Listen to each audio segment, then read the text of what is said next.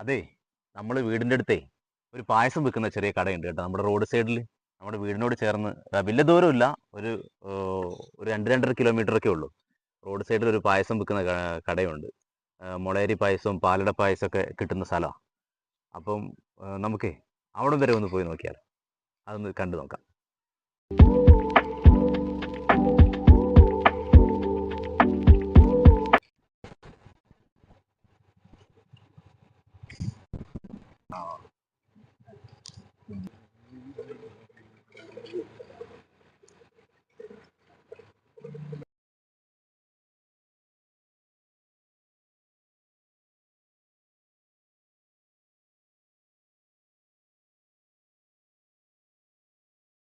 പായസം വെക്കുന്ന സ്ഥലത്ത് എത്തിയിട്ടുണ്ട് കേട്ടോ.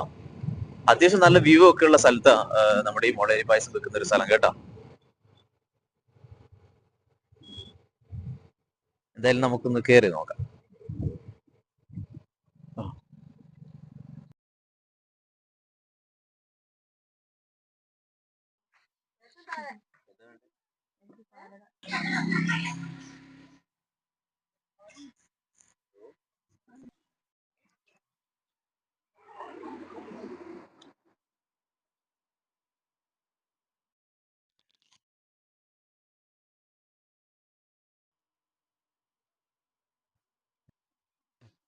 ചൂടുണ്ടോ?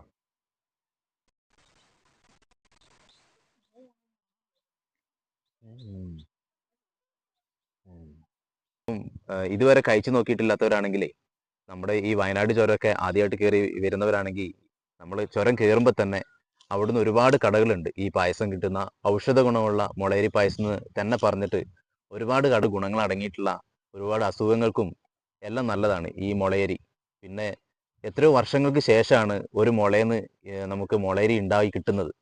അപ്പോൾ ആ മുളയരി ഉണ്ടായി കിട്ടിക്കഴിഞ്ഞാൽ തന്നെ ഇത് മുള നശിച്ചു പോവാണ്. അപ്പോൾ അങ്ങനെ നശിക്കുന്ന സമയത്താണ് നമുക്ക് ഈ മുളയരി കിട്ടുന്നതും ആ മുളയരി വീണിട്ടാണ് പിന്നെ അവിടെ വേറെ മുള ഉണ്ടാവുന്നതൊക്കെ. നിങ്ങൾ എന്തായാലും ഒന്ന് ട്രൈ ചെയ്ത് നോക്ക്.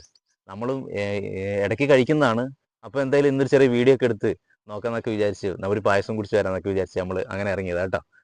എന്നാൽ ഓക്കെ, ശരി.